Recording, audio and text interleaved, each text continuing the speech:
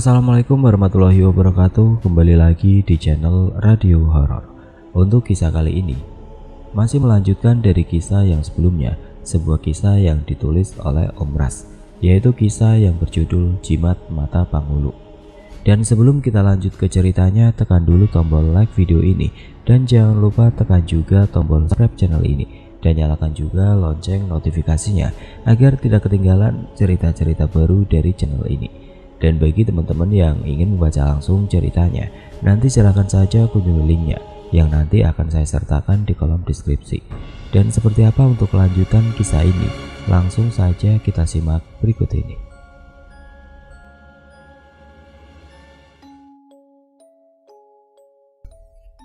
Tujuh hari telah berlalu. Malam itu Wawan berjalan dengan senyuman di bibirnya. Rupanya Wawan menuju ke sebuah acara wara di desa tetangga. Dan biasanya di malam-malam acara tersebut pasti diadakan dadu gurak atau judi. Wawan duduk di salah satu tenda perjudian. Ia memasang taruhan dengan sejumlah uang yang didapatkan dari berhutang pada Gani. Wawan bersorak kegirangan ketika ia selalu saja bisa menebak angka yang dikeluarkan oleh kocokan dadu tersebut. Dengan kemenangan yang selalu saja berpihak padanya, hanya sebentar saja ia sudah mengantongi uang jutaan rupiah. Malam itu Wawan tidak hanya membangkrutkan satu bandar judi gurak, tapi ada 4 bandar yang pulang dari sana dengan tangan kosong, bahkan masih berhutang pada Wawan. Wawan tersenyum lebar sambil memegang erat plastik putih yang penuh dengan uang hasil perjudiannya. Wawan juga membayar semua hutang pada teman-temannya dulu, sisanya ia simpan untuk membeli tanah. Sebulan telah berlalu. Wawan kini dijuluki sebagai dewa judi karena dia selalu berhasil membalik bandar judi. Dari bandar yang kecil sampai bandar yang besar, semuanya pulang dengan hutang pada Wawan. Tidak hanya itu, setiap hari ia juga selalu mendatangi acara-acara wara di desa-desa yang jauh hanya demi berjudi. Bahkan tidak jarang ia sampai tidak pulang berhari ke rumahnya hanya karena mendatangi perjudian gurak. Malam itu Wawan sudah mengurus semua surat-surat tanah yang akan ia serahkan besok pada ayah mertuanya. Tanah-tanah itu sudah ia bayar meski sebagian masih berhutang. Disaksikan oleh RT, Ongkoh Munir, dan Gani, Wawan menyerahkan surat-surat tanah yang dibawanya pada ayah Suhaila. Lelaki tersebut nampak tidak percaya dengan apa yang ada di depan matanya. "Bagaimana? Apakah dengan ini saya bisa membawa anak dan istri saya pulang?" tanya Wawan. "Sebentar, seseorang coba bangunkan aku. Aku pasti sedang bermimpi melihat laki-laki melarat ini memberikan surat tanah pada aku," ujar ayah Suhaila. Plak. Ini menampar lengan ayah mertua dari sahabatnya tersebut dengan keras. "Apakah bapak sudah bangun?" tanya Gani dengan nada sedikit meledek. Ayah Suhaila tidak bisa berkata apa-apa. Ia benar-benar tidak menyangka jika laki-laki yang selama ini dia remehkan malah berhasil memenuhi tantangan mustahil yang ia berikan. "Ini pasti palsu. Kau jangan coba-coba menipuku." Wawan tersenyum sinis selalu berkata, "Anda adalah orang yang terpelajar dan disegani. Tentunya orang seperti Anda ini bisa membedakan mana surat yang palsu dan asli. Periksalah lebih detail." "Itu asli, Pak. Saya sendiri ada menyaksikannya sewaktu serah terima surat tanah tersebut," ujar Pak RT menimpali. Ayah Suhaila terdiam 1000 bahasa dengan mata yang masih lekat menatap surat-surat tanah itu. "Seperti janji yang sudah kita sepakati, bagaimana Pak? Apakah saya sudah boleh membawa anak dan istri saya untuk pulang ke rumah?" Ayah Suhaila tidak serta-merta menjawab. Ia langsung berdiri dan membawa masuk surat-surat tanah yang diberikan oleh Wawan. Gani hendak mencegah, namun dihalangi oleh Wawan. Tidak berapa lama Suhaila keluar sambil menggendong anaknya. Wawan menatap 2 orang yang dia cintai. Tidak sadar air matanya menetes di pipi. Suhaila berjalan mendekati Wawan. "Ayo, kalau mau mengajak kami pulang," kata Suhaila. Wawan meraih anaknya yang masih berada di gendongan Suhaila. Ia sangat rindu dengan anak mereka. Wawan menciumi anaknya dengan penuh kerinduan dan air mata bahagia. "Saya duluan, Pak. Gan," ujar Wawan pada Pak RT dan Gani. Gani menepuk pelan lengan Wawan sembari mengangguk. Di perjalanan Suhaila masih tidak berbicara sepatah kata pun pada Wawan. Sementara Wawan juga nampak sungkan mengajak bicara istrinya. Aku dengar kau sudah sukses jadi pejudi sekarang ya. Padahal kau sudah punya janji padaku sebelum kita menikah dulu, ucap Suhaila tiba-tiba. Iya, aku ingat. Masih ingat, tentu saja. Tapi mau bagaimana lagi? Keadaan memaksaku. Ayahmu. Iya, aku tahu. Tapi semua ini juga karena kau yang dulu menyuruhku pulang ke rumah orang tuaku. Kalau menurutkan kata hatiku, aku sudah tidak ingin ada kaitan hubungan apa-apa lagi denganmu. Tapi aku juga tidak ingin keegoisanku memisahkan antara kau dan anakmu. Wawan menghela nafas panjang. Sesal yang ia rasa membuatnya merasa sedikit sesak bernafas. Berarti aku sudah tidak ada di hatimu. Suhaila berbalik dan menatap Wawan dengan lekat. Entahlah, aku tidak yakin. Apa kau sudah berhubungan dengan Jainal? Tanya Wawan. Bicara apa kau ini? Sama sekali tidak ada hubungan antara aku dan Jainal. Syukurlah kalau begitu, ucap Wawan lega. Malam itu Wawan membelikan berbagai macam makanan untuk dia dan istrinya. Aku mau meminta izinmu, karena aku akan berjudi sampai semua hutangku lunas dan aku bisa mengumpulkan sedikit demi sedikit modal usaha untuk kita. Aku sangat berharap kau izinkan. Suhaila terdiam sesaat, matanya lekat menatap nasi di dalam piring. Memangnya berapa hutangmu? Kalau bagiku sangat banyak, jawab Wawan tidak mau memberitahu jumlah hutangnya. Baiklah, aku mengizinkan, tapi hanya sampai kau dapat membayar hutang-hutangmu dan menyimpan sebagian untuk modal usaha kita. Tidak boleh lebih dari itu. Wawan tersenyum. Ia langsung mengecup kening istrinya, lalu melanjutkan makannya. Malam itu sangat dingin sekali. Beberapa lapis selimut tipis masih terasa sangat menusuk hingga ke tulang. Biasanya jika seperti itu adalah ciri-ciri ada orang yang akan meninggal dunia di desa tersebut. Wawan memegang erat jimat mata Pangulu yang selama ini membuatnya selalu menang dalam perjudian. Ia mulai takut menyimpan benda itu di dalam rumahnya karena ia merasa seperti ada yang tengah mengincarnya. Entah itu mengincar jimatnya atau malah mengincar dirinya, Wawan sendiri ragu. Tapi yang tahu tentang jimat itu hanyalah Ongko Munir dan dia sendiri. Tidak mungkin kalau Ongko Munir memberitahukan semuanya pada orang-orang, sementara beliau sangat jarang sekali berkomunikasi dengan orang-orang di desa. Sayang, aku ada urusan mendadak. Aku pamit keluar sebentar ya, bisik Wawan pada Suhaila yang tengah menyusui anak mereka. Wawan mengambil jaket dan berjalan menuju ke rumah Ongko Munir. Sesampainya di rumah kecil tersebut, Wawan langsung mengetuk pintunya dengan sedikit keras. Saat pintu terbuka, terlihat Ongko Munir sedang berdiri dengan beberapa nasi yang masih menempel di sekitar bibirnya. Ada apa malam-malam begini, Wan? Tanpa menjawab, Wawan langsung menerobos masuk ke dalam, diikuti Ongko Munir yang masih kelihatan bingung. Kok, apakah engkau pernah menceritakan perihal jimat yang saya punya ini pada orang lain? Ongko Munir mengerutkan keningnya. Aku sama sekali tidak menceritakan apa-apa. Yang sering kemari itu cuma kau, tidak ada yang lain.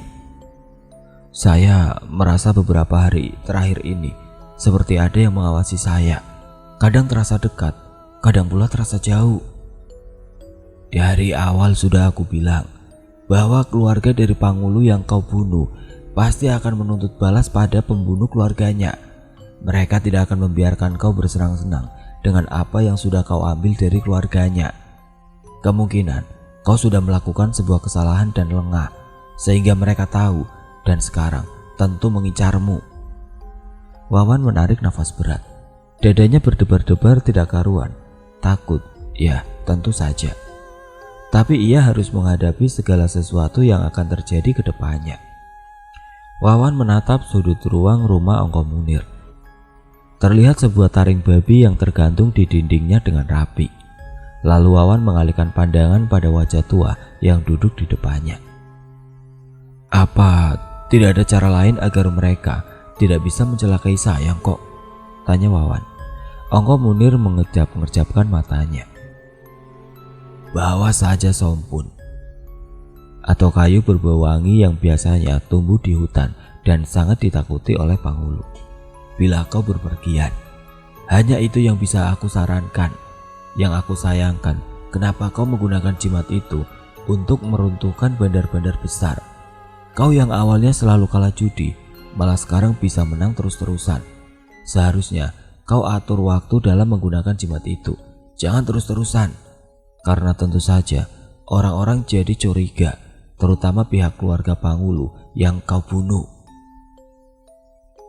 Andai tidak terdesak, saya pun tidak akan melakukan semua itu kok. Lagi pula kita semua kan tahu, keberadaan penghulu-penghulu tersebut hanya merugikan. Mereka pengganggu, perusak.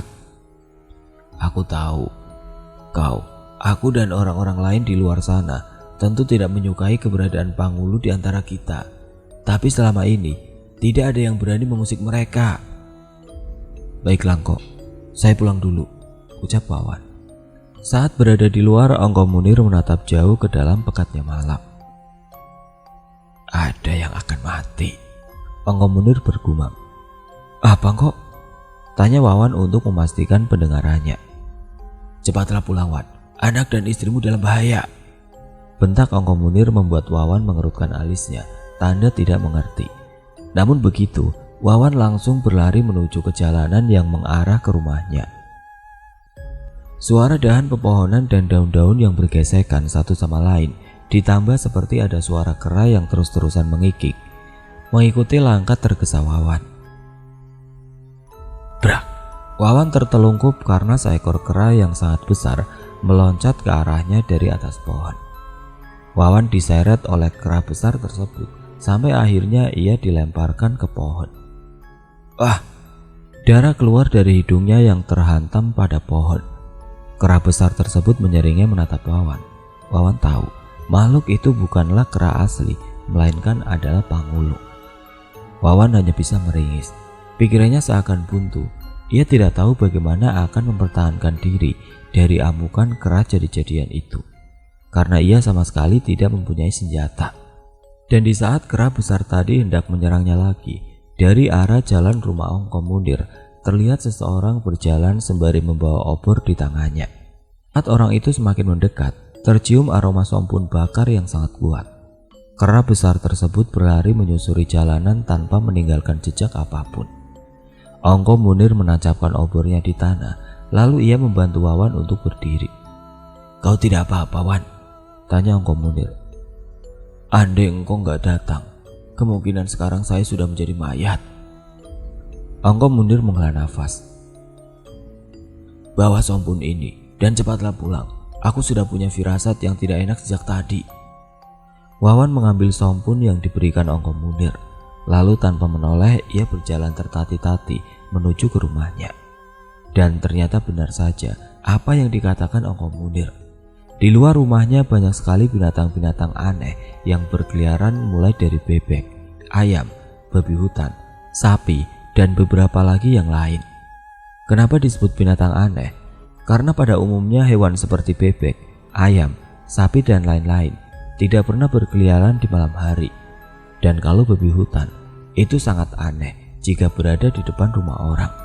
Karena dari namanya saja kita sudah tahu hewan itu tinggal di mana. Binatang jadi-jadian tersebut seketika berlarian ketika Wawan mengacungkan kayu sompunnya ke arah mereka. Setelah itu Wawan langsung masuk ke dalam rumah. Ia mendapati istri dan anaknya masih tertidur lelap. Wawan menghela nafas lega melihat dua orang yang disayanginya baik-baik saja. Keesokan harinya Gani datang ke rumah Wawan dengan langkah tergopok. Kenapa wajahmu Wan? Diserang penghulu, jawab Wawan singkat. Gani mengerutkan keningnya. Kok bisa? Tidak usah pikirkan masalahku. Kau sendiri ada apa kemari? Ongko Munir meninggal dunia. Bagian dadanya seperti dicapik-capik oleh sesuatu, ujar Gani. Raut wajah Wawan seketika berubah. Ia benar-benar tidak menyangka. Jangan bercanda kau Gan. Soalnya tadi malam aku ke rumah Engkom Munir dan saat aku pulang dia baik-baik saja, ujar Wawan berbohong. Mayatnya ditemukan puluhan meter dari rumahnya oleh Mang Juman. Wawan menelan liurnya yang terasa keluh. Tenggorokannya juga terasa sangat kering dan sakit. Wan, kau tidak apa-apa? Tanya Gani seraya menepuk lengan Wawan yang masih terpaku. Wan, panggil Gani sekali lagi. Ah, iya kenapa? Ujar Wawan balik bertanya. Kau melamun. Ada apa memangnya Wan? Ada masalah apa? Coba ceritakan, siapa tahu aku bisa bantu. Wawan menatap sahabatnya itu, tapi ia masih enggan untuk menceritakan yang sebenarnya. Ia takut kalau Gani akan bernasib sama dengan Engkom Munir. Tidak apa-apa Gan, aku hanya tidak menyangka jika Engkom Munir sudah meninggal. Rasanya aku masih tidak percaya, karena tadi malam beliau... Wawan tertegun. Firasat itu, gumamnya. Apa? Gan, iya. Pangulu bisa tahu kan kapan ada orang yang akan meninggal? Tanya Wawan. Gani mengangguk. Ya, itu bukan rahasia lagi. Semua orang tahu kalau Pangulu mempunyai firasat tentang kematian. Makanya kalau ada yang akan meninggal, mereka pasti sudah berkerumun di rumah orang tersebut. Berarti, gumam Wawan. Ah, dari tadi kau bicaranya terputus-putus. Coba bicara yang jelas, ujar Gani. Tadi malam saat aku diserang Pangulu Kera, aku ditolong oleh Engkom Munir. Beliau membawa obor dan sompun yang sudah dibakar. Lalu setelah Pangulu Kera itu pergi, beliau menyuruhku pulang. Dan beliau berkata tentang firasatnya yang tidak enak. Ah ya, sebelum aku pulang dari rumahnya, beliau juga berkata kalau akan ada yang mati. Tapi saat aku perjelas lagi, beliau malah membentakku. Gan, aku mulai berpikiran kalau Engkom Munir itu adalah salah satu di antara mereka. Bisa jadi, mungkin karena sebab itulah orang-orang desa mengucilkan beliau. Tapi kalau Pangulu kan takut dengan sompun. Nah, kenapa Engkom Munir malah memegangnya? Astaga, jadi kau belum tahu? Ujar Gani balik bertanya. Apa? Pada umumnya, Pangulu bisa menyentuh sompun dan mencium aromanya. Hanya saja kalau itu mereka lakukan, mereka akan melemah. Kepala mereka akan sangat-sangat pusing atau sakit dan menjadikan mereka tidak bisa mencium aroma danurnya orang mati. Tapi efek itu hanya bersifat sementara. Kenapa kau tahu banyak tentang makhluk itu? Apa jangan-jangan kau juga salah satunya? Jujur, iya, aku terjangkit oleh seseorang. Tapi jangan khawatir, sekarang aku sudah sembuh, ujar Gani. Kau serius?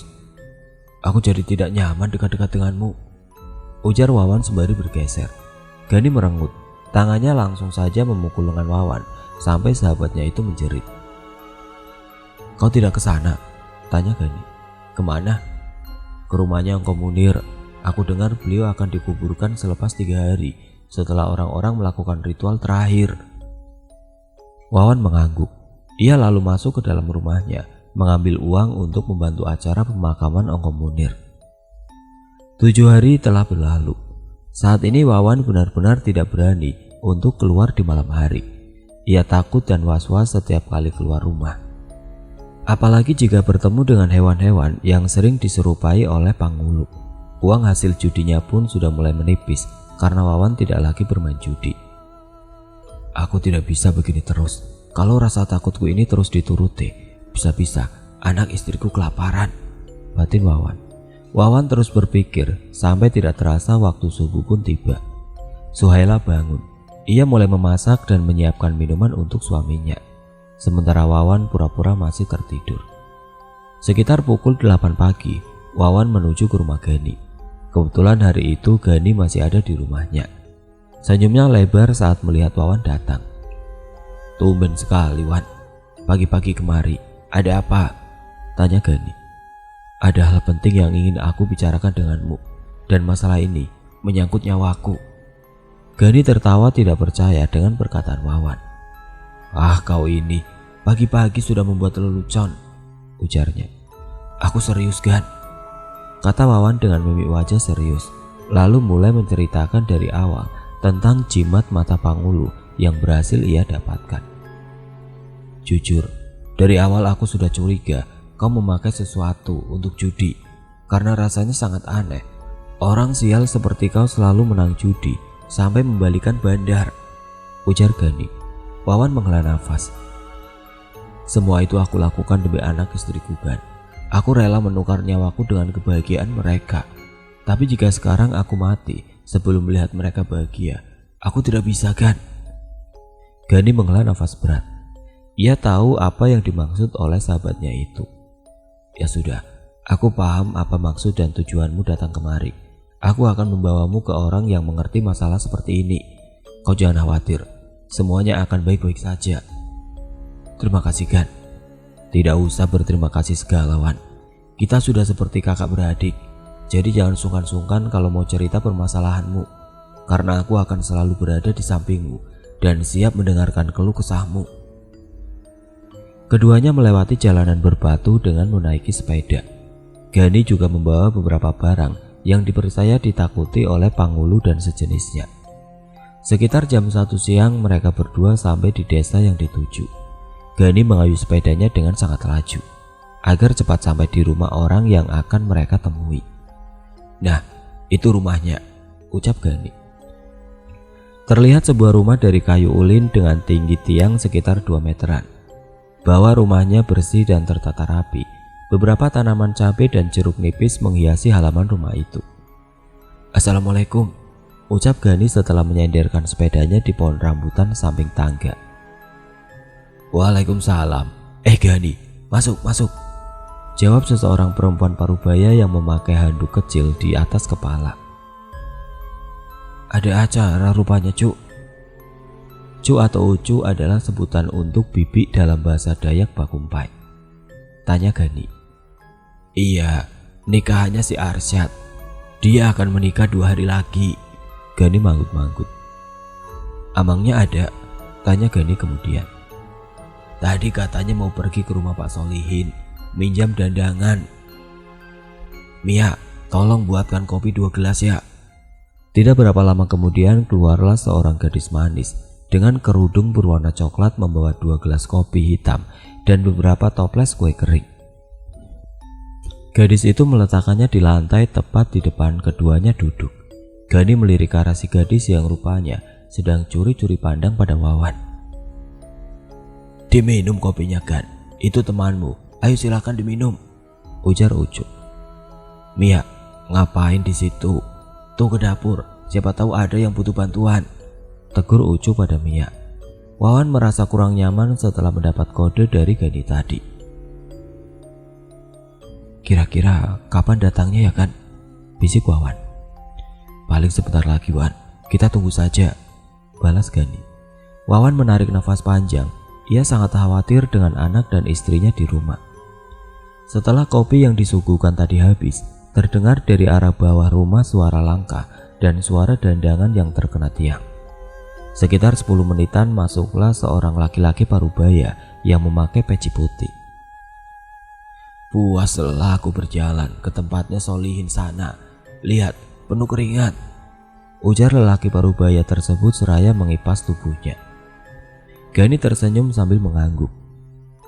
Tidak terasa ya, Mang, si Arsyad sudah mau kawin, kata Gani. Ya begitulah, aku saja kadang masih merasa baru kemarin rasanya dia dilahirkan. Oh ya, kalian ini mencari aku kah? Iya, Mang, ini kenalkan dulu teman saya, namanya Syazwan, biasa dipanggil Wawan, dan dia ini yang ada keperluan dengan Amang, jawab Gani sembari menunjuk ke arah Wawan yang duduk di dekatnya.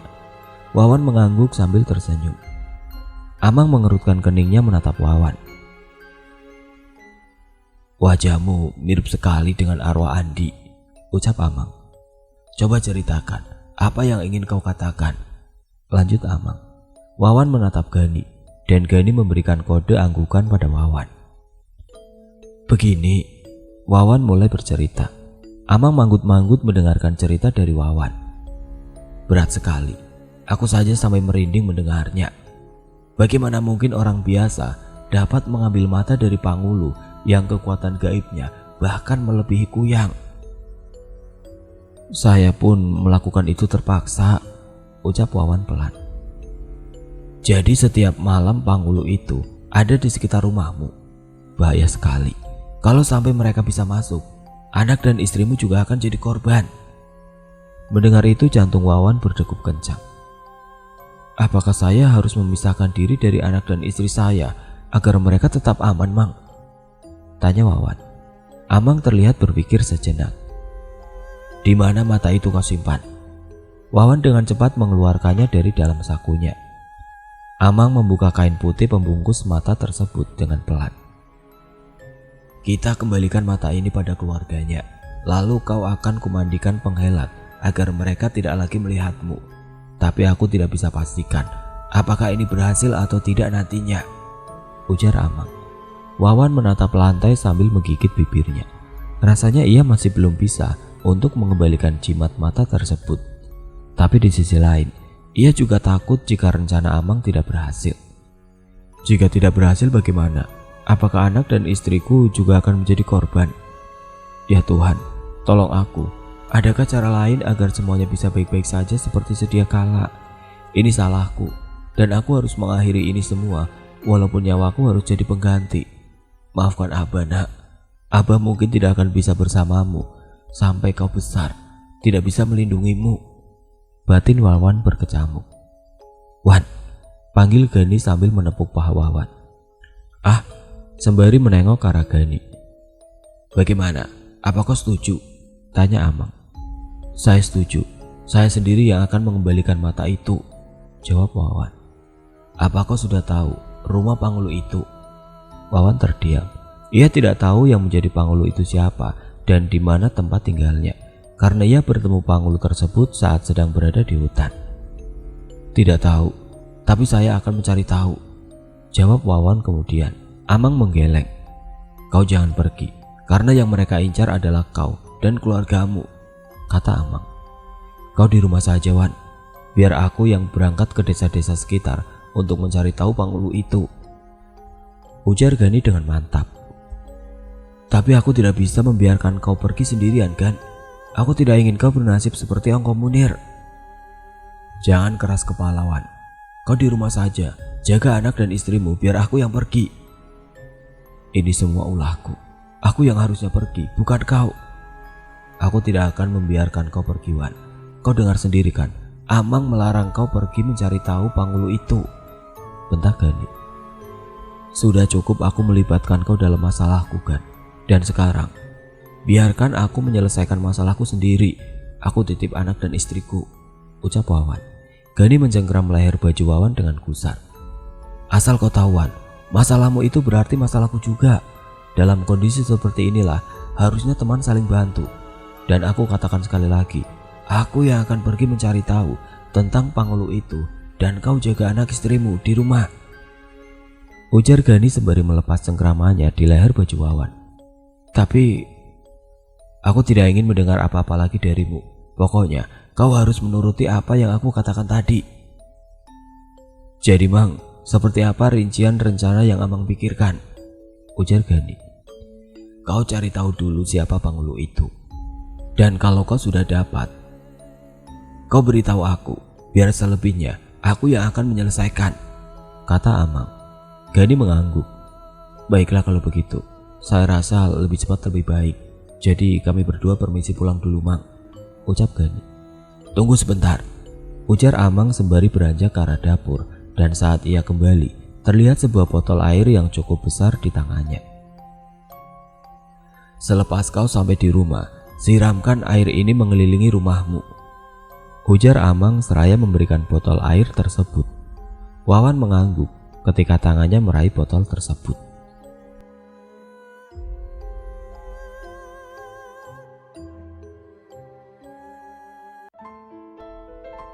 Oke teman-teman, sampai di sini dulu ceritanya. Nantikan kelanjutan kisah ini di video berikutnya. Agar tidak ketinggalan, klik tombol subscribe channel ini dan nyalakan lonceng notifikasinya. Wassalamualaikum warahmatullahi wabarakatuh.